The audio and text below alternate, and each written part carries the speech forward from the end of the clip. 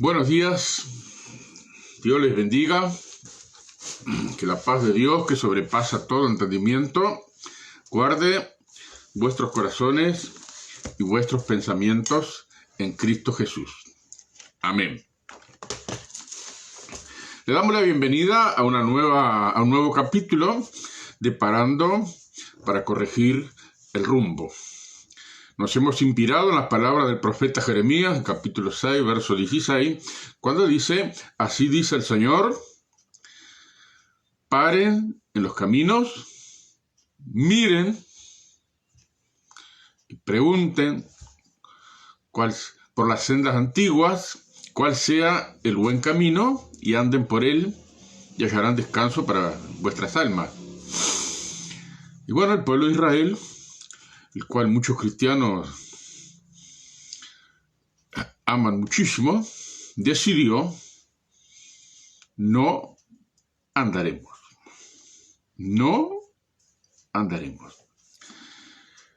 Entonces esto refleja una gran realidad, que para corregir el rumbo necesariamente hay que parar. Hay que hacer un alto en el camino para mirar donde uno está parado, preguntar cuál sea el buen camino, es decir, definirlo, y luego que tenemos esa seguridad que el Espíritu Santo nos da de cuál sea la buena voluntad de Dios, agradable y perfecta.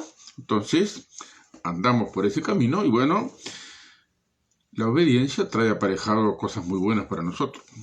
Así que con ese sentir, el solo sentir de hacer un alto para evaluar algunas cosas y, como meta final, después de examinarnos a nosotros mismos, corregir el rumbo, cada uno desde su lugar. Amén. Y que el Espíritu Santo nos guíe a todos y a cada uno, inclusive a mí, para poder estar dentro de la perfecta voluntad de Dios. El tema de hoy se titula Reconociendo a ...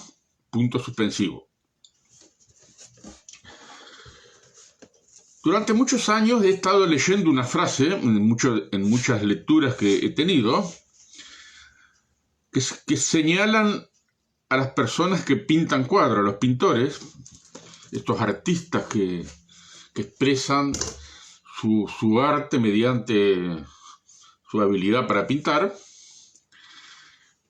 Entonces hay una frase por ahí que dice que los pintores que pretenden vivir de sus pinturas se mueren de hambre.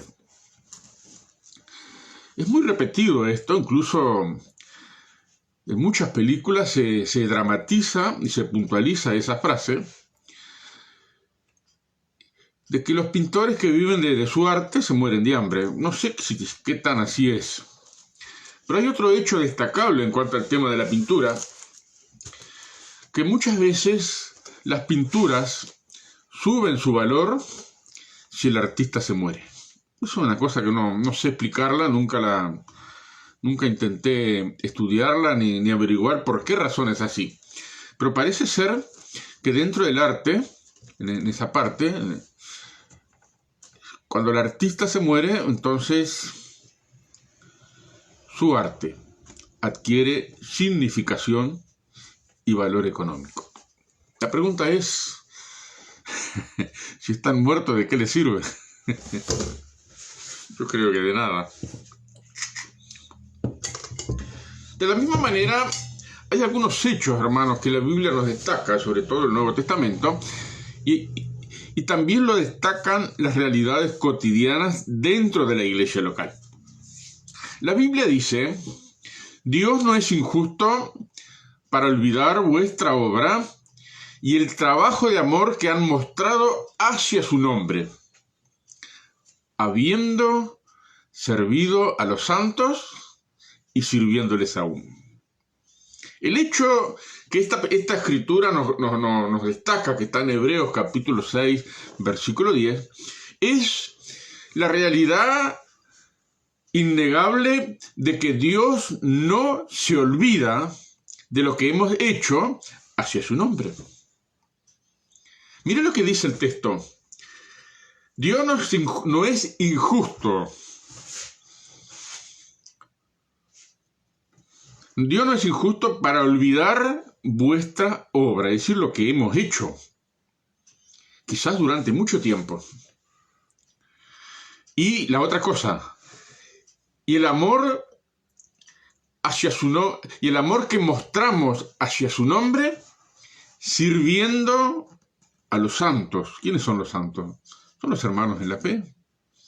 Sirviéndolos a los santos y sirviéndoles aún. Les servimos en el pasado y lo seguimos haciendo en el presente. Dios no es injusto para olvidarse. Lamentablemente, la triste realidad es que las personas sí suelen olvidarse. Hace un buen tiempo, un hermano a quien ayudamos muchísimo, hasta que, tuvimos como norma darle pescado y enseñarle a pescar. Es decir, porque la ayuda, hay personas que se vuelven adictas a la ayuda. Y al cabo de 2 meses que empezamos a poner en práctica este principio, te di pescado durante un buen tiempo y te enseñé a pescar. Entonces este hermano me dijo así: sí, usted me ayudó mucho en el pasado. Hacía 2 meses ya que habíamos parado un poco. Pero ya 2 meses para él era el pasado.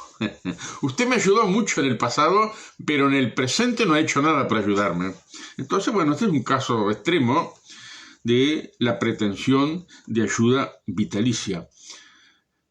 Y este hermano, lamentablemente, es un hermano malagradecido, porque se olvidó que lo hemos ayudado. Hubo un hermano también que lo ayudamos durante 5 años y 7 meses. Todos los meses le ayudábamos. Estaba en una situación precaria. Y luego, nos pagó con una patada en el trasero, como hace muchísima gente malagradecida. Pero hay mucha gente que no procede de esta manera, que hace cosas por amor al Señor, que hace cosas por amor a su nombre. Se destaca en una labor silenciosa y anónima, que no recibe reconocimiento, no recibe aplauso, no recibe una palabra de aliento en ningún sentido. Entonces, a ellos es que me quiero referir específicamente esta mañana, reconociendo a aquellos hermanos que actúan, que obran, que hacen por amor al nombre del Señor, sin recibir ningún elogio, sin recibir ninguna ponderación, ni palabra de aliento, ni reconocimiento de ninguna clase. Una de las cosas que me ha tocado ser testigo en incontables ocasiones fue que un predicador predicó una palabra y todo el mundo elogiándolo. Pero en ese mismo culto, un hermano de la iglesia local que estaba pasando por una situación extrema y la iglesia estaba orando por él y él a su vez también se estaba buscando la presencia de Dios para que el Señor lo sostuviera. Entonces el Señor le dio una liberación. Y en ese mismo culto, en el cual ese hermano recibió tantos elogios, él pidió permiso para dar testimonio de que el Señor lo había liberado. Hubo algún gloria a Dios por ahí, pero el pastor de la iglesia local hizo grandes elogios por aquella palabra que ese hermano que había estado predicando allí, ponderó muchísimo la palabra y no dijo ni una palabra sobre aquel hermano de su propia iglesia local, que la iglesia estaba orando, y que el Señor le dio una liberación. No mencionó para nada. Entonces yo miré al hermano, pues yo estaba ahí en el culto, miré al hermano, y cuando el pastor desvió su conversación después de su testimonio, entonces quedó cabizbajo. Él quería, que se le mencionara, que bien, hermano, gloria a Dios, hermano, que el pastor dijera algo, pero no dijo nada. Entonces me dediqué a observar casos similares. Y voy a explicar la razón por la cual tenemos que reconocer a hermanos que quizás no tienen cargos en la iglesia local, no tienen responsabilidades de alto rango, pero también a ellos tenemos que reconocerles su labor, su consagración y todo aquello que muestran por amor a su nombre. Tengo 5 cosas destacables sacadas del Nuevo Testamento que voy a mencionar con respecto a este tema. No significa que son las únicas, puede haber más, pero son las que este servidor ha venido almacenando en el correr de los años con respecto a este tema de los reconocimientos. En Romanos capítulo 13, versículo 7 y 8, dice así: paguen lo que deben, al que tributo, tributo, al que impuesto, impuesto, al que respeto, respeto, al que honra, honra. No le deban a nadie nada, sino el amarse los unos a los otros, porque el que ama a su prójimo ha cumplido la ley. ¿Cuál es el mensaje? No le deban a nadie nada. No debemos deber aquellas obligaciones que asumimos, sobre todo cuando nos prestan plata.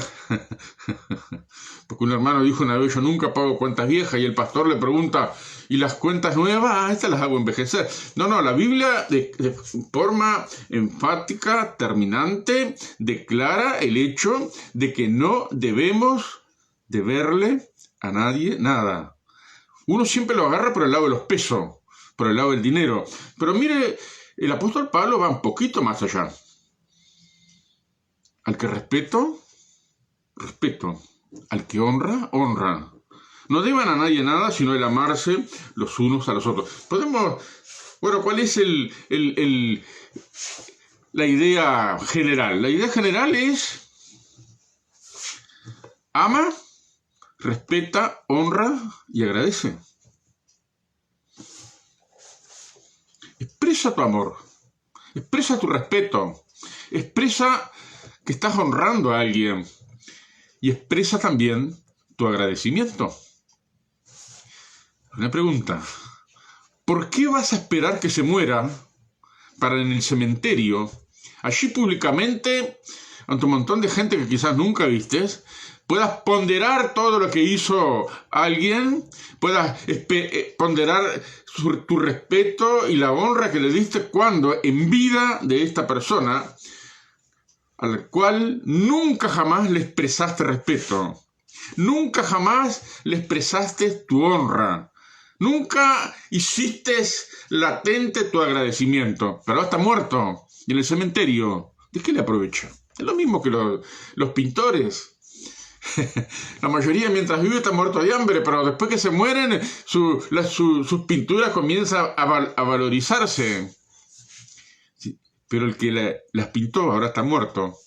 No le sirve absolutamente para nada. No esperes, mi querido hermano y hermana, y si eres líder, considera este punto. No esperes que fulano o mengana, el hermano fulano o hermana mengana, se muera para poder hacer público tu respeto, tu honra, tu agradecimiento y tu amor.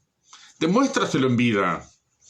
Una vez, hace años, cuando estuve mirando esta paradoja, alguien se lleva los honores y alguien de la iglesia local, como mencioné, no se le pondera debidamente. Me acerqué a un líder de alto rango, para preguntarle: ¿por qué razón le hice el recuento? ¿Por qué razón se pondera tanto una cosa y a otro hermano que no tiene rango, no tiene cargo, no tiene responsabilidad, está luchando con 1000 tentaciones, está luchando por acercarse a Dios, etcétera, etcétera? ¿Por qué no se le reconoce algo? ¿Sabe cuál fue la respuesta de este líder de alto rango? Pero me extraña que usted me haga una pregunta de esa naturaleza. ¿Usted no sabe que si se le elogia debidamente, si se le elogia a alguien como usted menciona, puede caer en la soberbia. Entonces aquello me descolocó un poco por completo, porque yo soy un poco lento para razonar.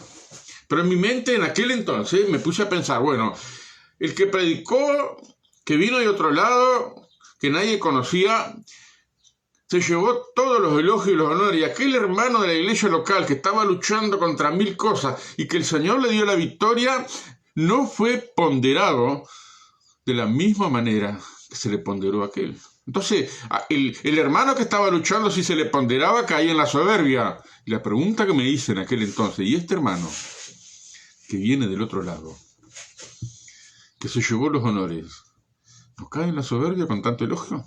Algo para considerar. Debemos corregir el rumbo.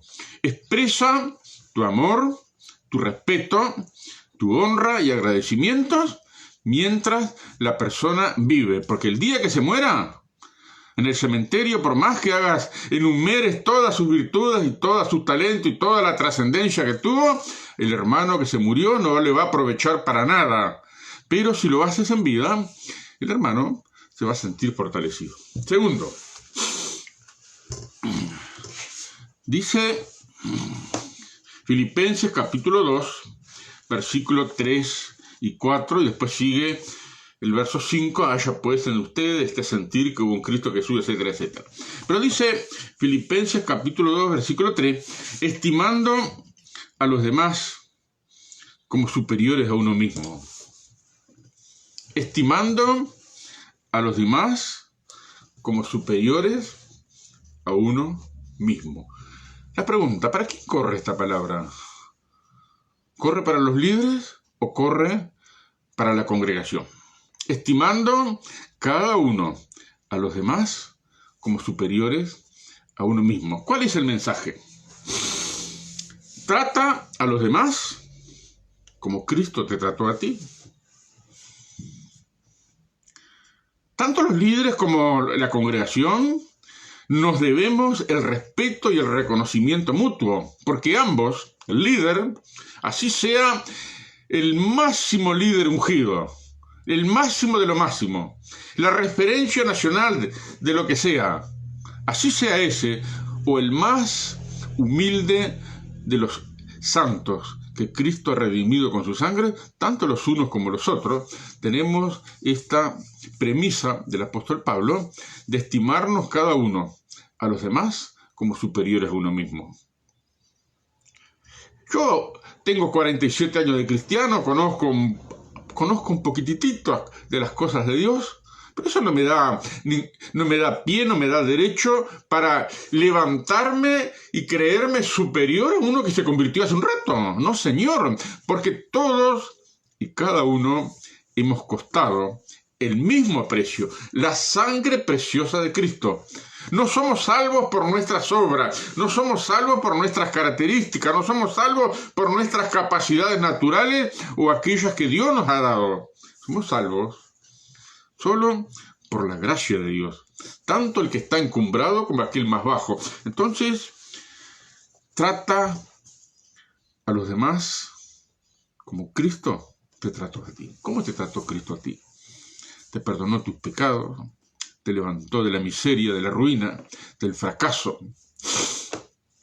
Algunos de nosotros hemos venido a Cristo hecho una piltrafa, un descarte humano, y de ahí del basurero del mundo, Cristo nos ha sacado, nos ha limpiado, nos ha elevado a esta categoría de hijos suyos por su sangre. Entonces, eso es lo que nos da valor como persona, y debemos, por ese motivo, estimar a los demás como superiores a uno mismo. No es que uno se rebaje y se anule por completo, no es esa la idea, sino que en la consideración cotidiana, en cuanto a esas valorizaciones humanas, el clasismo que hay aquí en Uruguay, sí, tanto tienes, tanto vale, no, eso no corre. Para el Hijo de Dios no corre tanto tienes, tanto vale. Para el Hijo de Dios corre que si tenés a Cristo, sos valioso. Porque Cristo derramó su sangre Y Pablo dijo, palabra fiel y digna de ser recibida por todos, que Cristo Jesús vino al mundo para salvar a los pecadores, de los cuales yo soy el primero. Pablo, como máximo referente y exponente del cristianismo para todas las edades, él dijo, de los cuales yo soy el primero. Cristo vino a morir por los pecadores, yo soy uno de ellos. Yo soy uno de ellos. Y Pablo dice en 1 Corintios 15, he trabajado más que todos ellos, pero no yo, sino la gracia de Dios conmigo. Entonces, el hecho de que Dios nos haya investido con algunas cosas no nos hace superiores a nadie. Simplemente que nos ha dado mayor responsabilidad, mayor gracia, de la cual al que mucho se le da, mucho se le va a demandar. Es una gran responsabilidad que tenemos. Entonces, no hay lugar, ni tiempo, ni motivo para creernos superiores a nadie, porque no somos superiores a nadie. A los ojos de Dios todos somos iguales, porque hemos costado el mismo precio y todos tenemos la misma categoría. Somos hijos e hijas de Dios. Entonces, mi querido hermano, en este punto de estimando a los demás como superiores a uno mismo, tú trata a los demás hermanos en Cristo como Cristo te ha tratado a ti, como algo valioso. Amén. Tercero, en Gálatas, capítulo 6, versículo 10, dice algo que yo nunca hasta el día de hoy he citado públicamente. Lo he leído, lo he meditado, lo he estudiado. Les voy a decir por qué nunca lo hice. Pero antes de eso, voy a dar lectura. Gálatas capítulo 6, el versículo 6. Mire lo que dice. El que es enseñado en la palabra, haga partícipe de toda cosa buena al que lo instruye. No se engañen. Dios no puede ser burlado, pues todo lo que el hombre siembra, eso también va a cosechar. Porque el que siembra para su carne, de la carne va a segar corrupción, mas el que siembra para el Espíritu, del Espíritu segará vida eterna. No nos cansemos, pues, de hacer bien, porque a su tiempo segaremos, cosecharemos, recibiremos, si no desmayamos. Y concluye, así que, según tengamos oportunidad, hagamos bien a todos, y mayormente a los de la familia de la fe. ¿Saben por qué nunca quise citar esto? Porque nunca quise dar a entender que estaba tirando la manga, que estaba tirando algo para ser el beneficiario. Pero al contrario, Pablo se dirige a una iglesia local, y todos somos miembros de una iglesia local. Todos somos integrantes de una congregación y todos tenemos un vínculo de relacionamiento con los demás. Y entonces ahí da una instrucción precisa en cada iglesia local. El que es enseñado en la palabra, el que recibe bendición por la enseñanza de la palabra, entonces retribuya. Mire lo que dice. El que es enseñado en la palabra haga partícipe de toda cosa buena que lo incluye. Es curioso, porque nosotros tenemos la tendencia siempre de sacar el texto fuera de su contexto. Pero es curioso que después de dar esta puntualización de que el que es enseñado en la palabra, el que recibe la instrucción, haga partícipe, colabore con toda cosa buena aquel que lo instruye. Entonces sigue el texto. Dios no puede ser burlado, porque hay una siembra ahí. El que nos instruye siembra una cosa y nosotros también, si retribuimos, también estamos sembrando. Y todo lo que sembramos vamos a recoger. La ley de la cosecha es que siempre recogemos más de lo que sembramos. Amén. Siempre vamos a recoger más de lo que sembremos, porque es así. Uno planta un grano de maíz, recoge 2 choclos. Y concluye, no nos cansemos pues de hacer bien, parte del contexto, ¿Contexto de qué? El que es instruido en la palabra haga partícipe de toda cosa buena. No nos cansemos, puede hacer bien, porque a su tiempo vamos a cegar si no desmayamos. Así que, según tengamos oportunidad, hagamos bien a todos, mayormente a lo de la familia de la fe. ¿Cómo podemos resumir esta escritura? A ver si le gusta esto. Si alguien te bendice, bendícelo si tienes oportunidad y recurso. Si alguien te bendice, bendícelo si tienes la oportunidad y los recursos. ¿Qué le parece? ¿Estoy tirando la manga? No, no estoy tirando la manga. Estoy expresando una realidad que es para toda la iglesia y que lo ponemos en práctica en la iglesia local, donde nos reunimos, donde nos congregamos, donde estamos sirviendo, donde estamos bajo la supervisión de nuestros pastores, etcétera, etcétera. Allí hay hermanos que se dedican a instruirnos, a bendecirnos. Bueno, llegada la oportunidad, porque no significa si hoy me dio una bendición tengo que ir corriendo a bendecirlo, no, según tengamos la oportunidad. Hay una oportunidad que mi hermano está en necesidad, está pasando un mal momento, bueno, entonces ahí me arrimo para entonces retribuir de alguna manera, de acuerdo a los recursos que poseo. Esa es la enseñanza. Si alguien te bendice, bendícelo según tengas oportunidad y recursos. Tremendo esto, ¿no, verdad? ¿Cuántas veces obviamos retribuir? Y cuando habla esta frase, si alguien te bendice, bendícelo según tengas oportunidad y recursos, no se está refiriendo a si yo te bendigo en el nombre del Señor. Pues esas son palabras. Un hermano que está pasando una crisis económica, que no tiene ni siquiera para comer ni darle la leche para los hijos, como ha pasado en cientos de hogares y aún a nosotros nos ha pasado. La simple mención, Dios te bendiga, que el Señor te ayude, eso no ayuda. Lo que ayuda es, como dice Juan, en hecho y en práctica. Bueno, falta la leche, le compro 1 litro de leche. Esa es la forma de bendecir. Que Dios te bendiga es un deseo nada más. Yo deseo que Dios te bendiga. Hermano, yo deseo que tú seas prosperado. En la frase que muchas veces repito, que Dios te visite y haga prosperar tu alma, bueno, lo hago más como una oración que como un deseo. Que Dios te visite. Porque la visitación de Dios es algo real. Y si Dios te visita, va a haber una prosperidad en tu alma.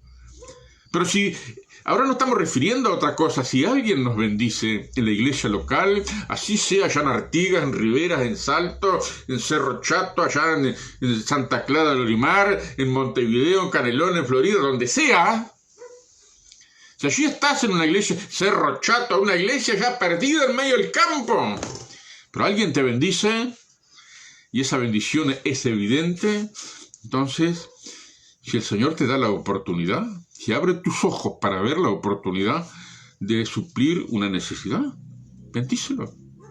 No esperes a que se muera para hacerlo. No esperes a que se muera y allá en el cementerio, cuando están todos reunidos antes de poner el cajón en el nicho, expreses tu gratitud. Sí, porque un día, allá lejos el hermano. No, hermano, no esperes a que se muera. El día que el hermano se muera, aquel que te bendijo, instruyendo, enseñándote algo, aquel que te bendijo en alguna área, el día que se murió y tú decidas bendecirlo con palabras, no le va a servir para nada, pero hacelo en vida, porque así el hermano se va a sentir fortalecido, se va a sentir enriquecido y va a sentir también que está cumpliendo el propósito para el cual Dios lo levantó. Si alguien te bendice, bendícelo según tengas oportunidad. Cuarto, dice el apóstol Pablo, 1 Corintios capítulo 16, versículo 20. Salúdense los unos a los otros con ósculo santo, con un beso santo. Salúdense los unos a los otros con un beso santo. Bueno, tenemos que reconocer que con el asunto de la pandemia ahora hemos evitado el contacto físico. Pero de todas maneras,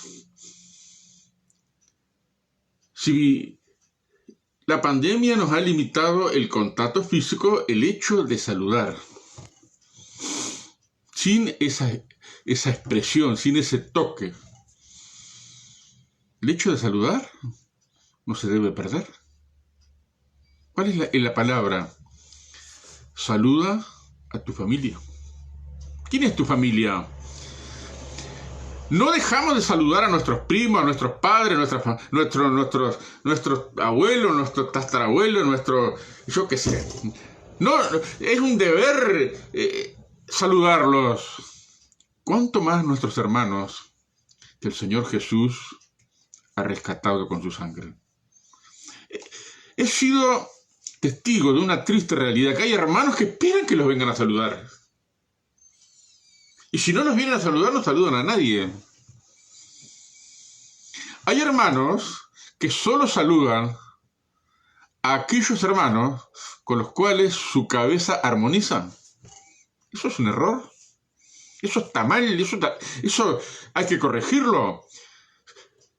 Si Cristo te ha salvado, entonces tenemos el deber de saludar a nuestra familia. ¿Quiénes son nuestra familia? Son aquellos que el Señor Jesús ha redimido con su sangre.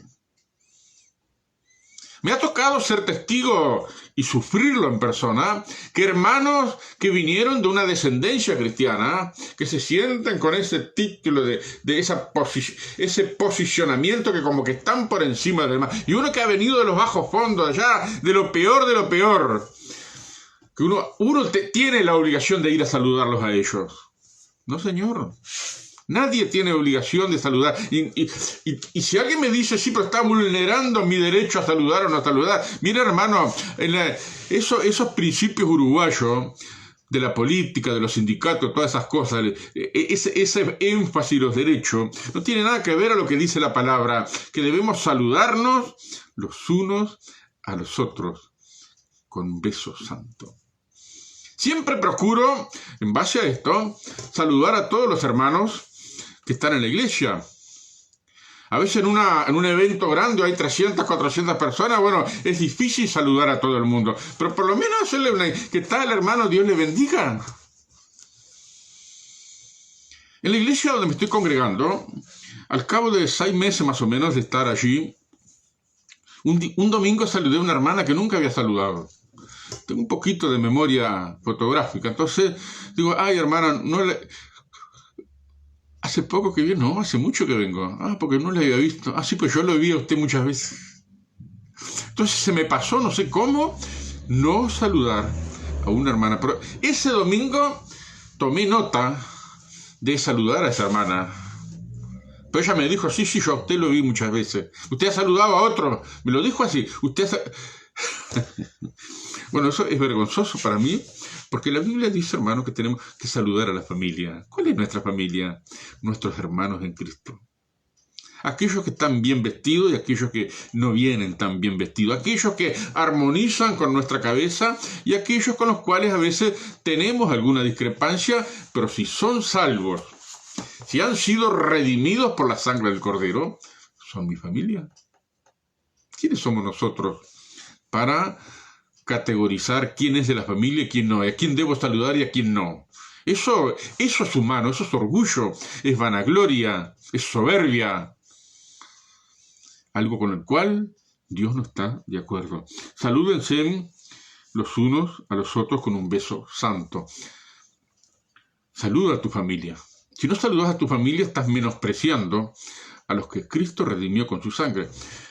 Y no puedo dejar de mencionar el hecho de que el menosprecio, la discriminación, es una de las 3 cosas que todos los cristianos vamos a rendir cuentas en el tribunal de Cristo. El hecho de menospreciar a los demás.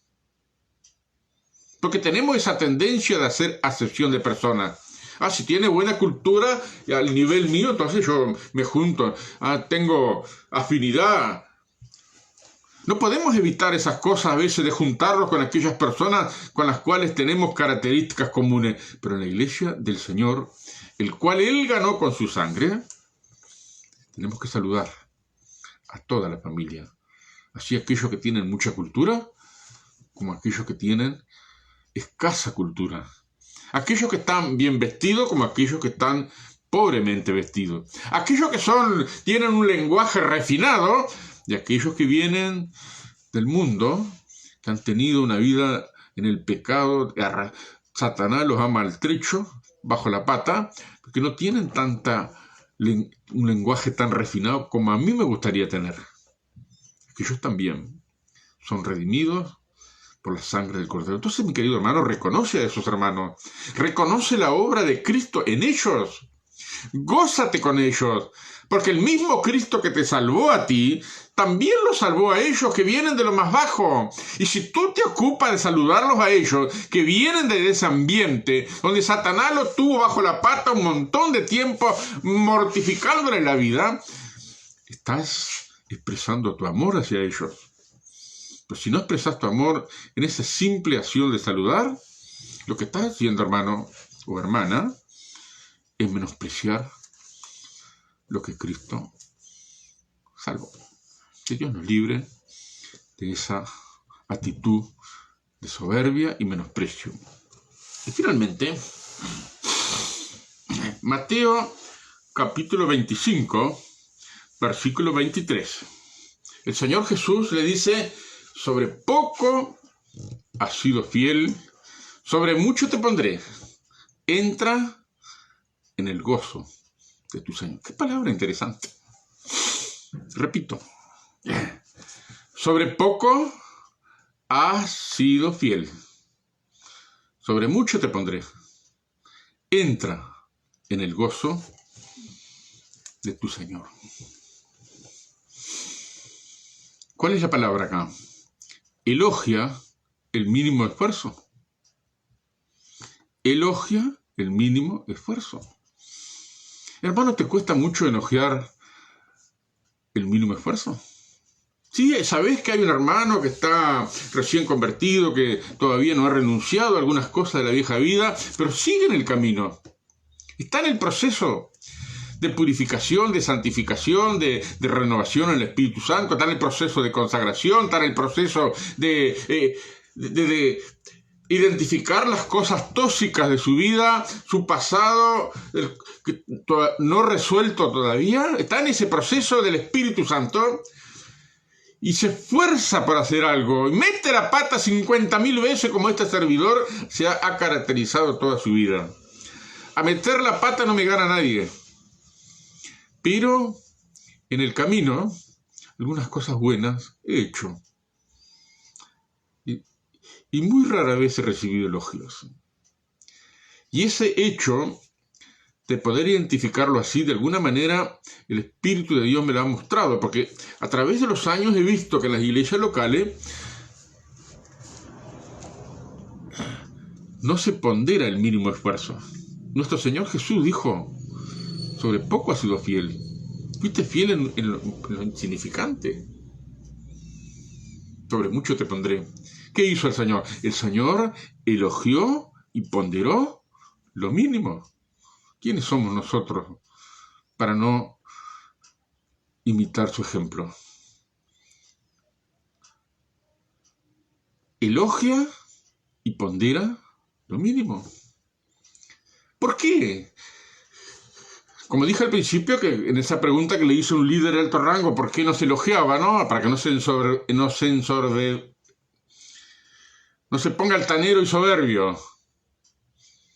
Entonces, si se le elogia a alguien que hizo un logro pequeño, un esfuerzo pequeño, contribuyó con algo pequeño, elogiarlo significa que se va a poner orgulloso, ¿no, Señor?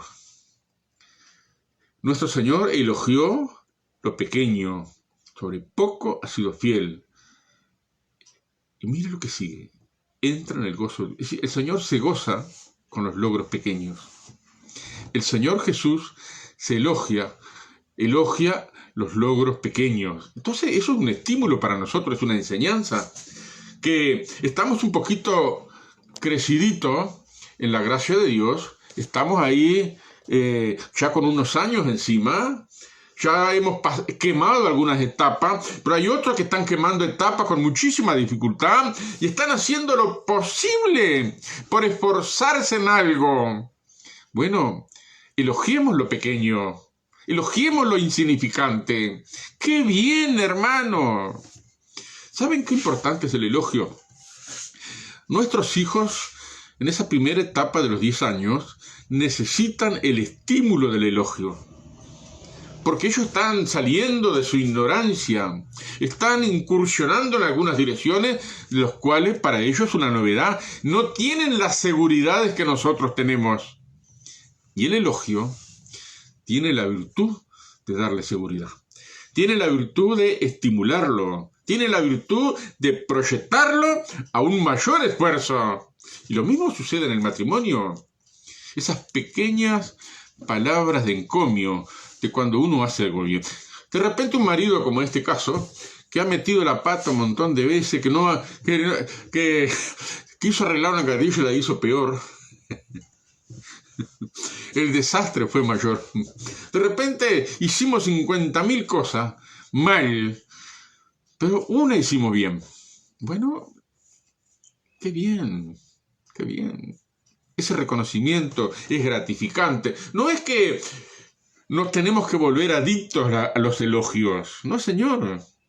Hay personas que sí son adictas a los elogios, tan pendientes de los elogios. Bueno, eso tienen un problema que si logramos identificarlo, tenemos que hacer lo posible para ayudarlo, para que no viva pendiente. Un elogio es algo que es como una de esas flores que uno encuentra en el camino que nos gratifican el hecho de verla y olerla. Nos admiramos de toda su contextura, de su hermosura. Un elogio es algo tremendo. Un elogio puede estimularnos y una palabra de reproche puede hundirnos.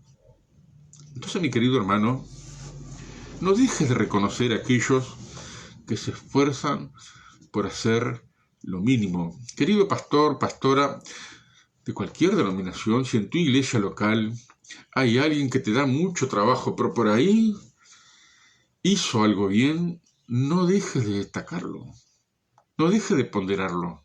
No se va a poner soberbio, al contrario, va a ser estimulado a superarse. Y si por ahí se pasa, bueno, y lo estás viendo, vas a estar al lado para corregirlo. Todas estas cosas que hemos estado mencionando y algunas más que estoy seguro que están en la mente de aquellos que están escuchando. Primero, expresa tu amor, respeto, honra, agradecimiento. No esperes que se muera. Hazlo en vida. Segundo, trata a los demás como Cristo te trató a ti.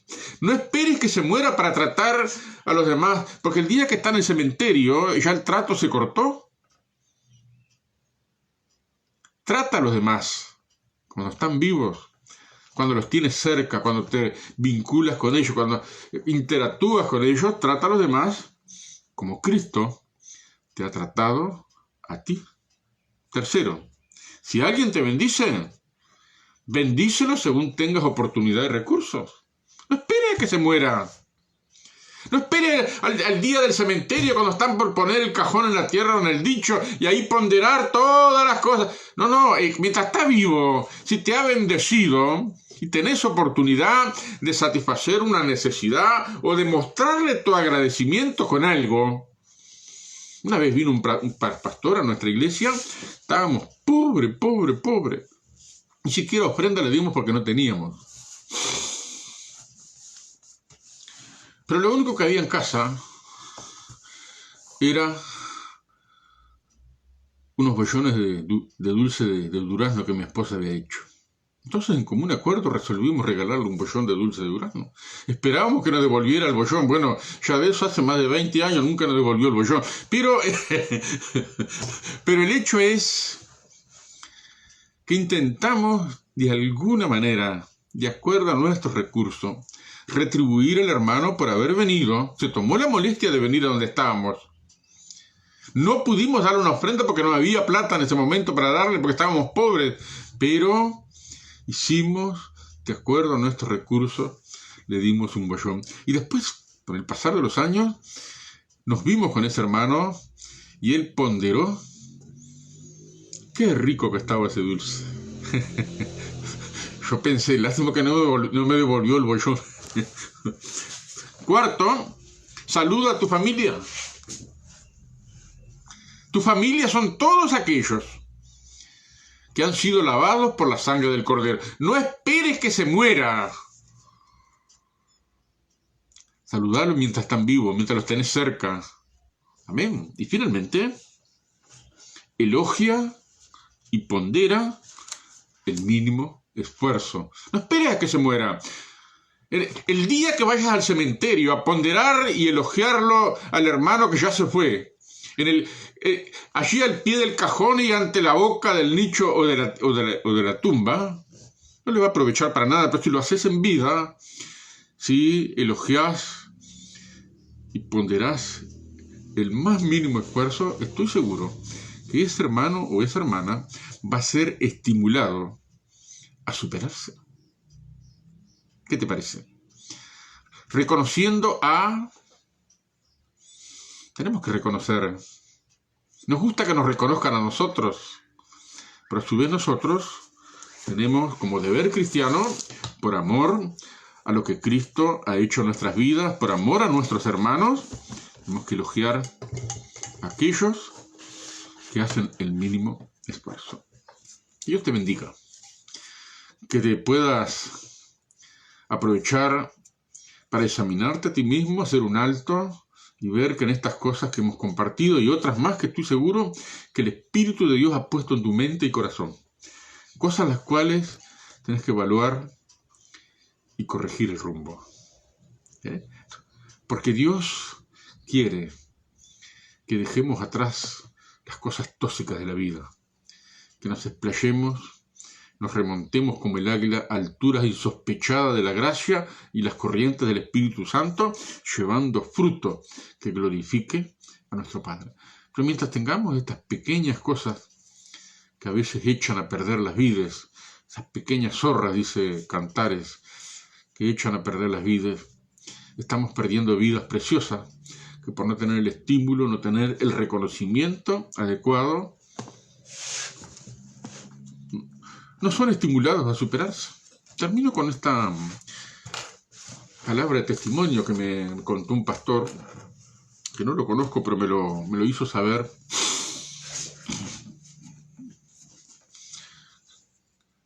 Dice, en este país existe la tendencia de no reconocer nada.